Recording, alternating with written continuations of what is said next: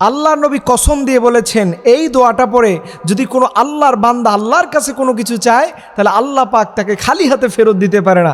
আল্লাহর কসম দিয়ে নবী এইভাবে গুরুত্ব বুঝিয়েছেন। নবী বললেন, ওয়াল্লাযী নাফসি বিয়াদি, যার হাতে আমার জীবন, সে আল্লাহর নামের শপথ করে বলি, আল্লাহ আমাকে বলেছেন যে এই দোয়া পড়ে যারাই দোয়া করবে তাদের দোয়া কবুল হয়ে যাবে।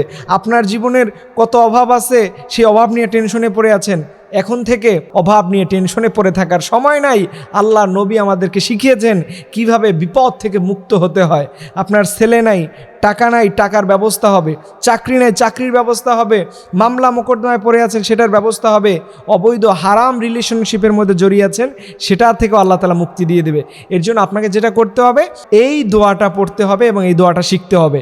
এই দোয়াটা যারাই শিখেছে, আমাকে অনেকজনে বলেছে, হুজুর আমার জীবনের অনেক বিপদ ছিল, সেই বিপদগুলো মুহূর্তের মধ্যে কেটে গিয়েছে। আপনার আলোচনা শুনে আমার পার্সোনাল জীবন পরিবর্তন হয়েছে। আমি আপনাদেরকে অনুরোধ করে বলবো, এই দোয়ার আমলটা আপনি করুন। আল্লাহ পাক চাইলে আপনার বিপদকে মুহূর্তের মধ্যে কাটিয়ে দিতে পারে। আপনি কিভাবে পড়বেন? যখনই আপনি এই দোয়াটা পড়বেন, একটু পবিত্র হয়ে নেবেন, একটু আল্লাহর দিকে ফিরবেন।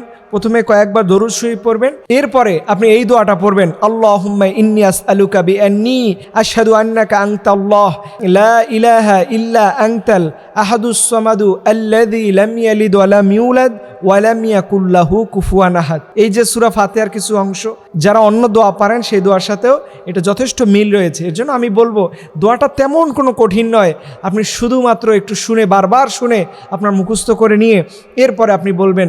কারণ এমন কোনো মানুষ নাই যার জীবনের অভাব নাই।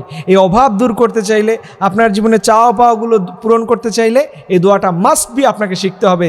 আল্লাহ নবী বলছেন, আমি আবার দোয়াটা বলছি যাতে করে আপনাদের মেমোরাইজ করতে সহজ হয়। আপনারা পড়বেন, আল্লাহুম্মা ইন্নী আসআলুকা বিআন্নী আশহাদু আন্নাকা আনতাল্লাহ লা ইলাহা ইল্লা আনতাল আহাদুস সামাদু আল্লাযী লাম ইয়ালিদ ওয়া লাম ইউলাদ ওয়া লাম ইয়াকুল লাহু কুফুয়ান আহাদ। আপনি এখন থেকে আমল করুন। আপনি বলতে বাধ্য হবেন, ইনশাআল্লাহ আপনি বলতে বাধ্য হবেন যে হুজুর আমার দোয়াটা কবুল হয়েছে। এই যে দামি দামি দোয়াগুলো আছে, যেখানে আল্লাহ নবী বলছে, ওয়াল্লাযী নাফসি বিয়াদি, আমার নিজের, আমাকে যিনি সৃষ্টি করেছেন সেই সত্তার কসম, যার হাতে আমার প্রাণ রয়েছে, আমি সেই সত্তার কসম দিয়ে বলি দোয়াটা কবুল হয়ে যাবে। এর জন্য বুখারী মুসলিমের হাদিসের মধ্যে এসেছে, আল্লাহর নবী এটার গুরুত্ব বোঝানোর জন্য, হাদিসের মধ্যে এসেছে আল্লাহর নবী এটা গুরুত্ব বোঝানোর জন্য কসম দিয়েছেন।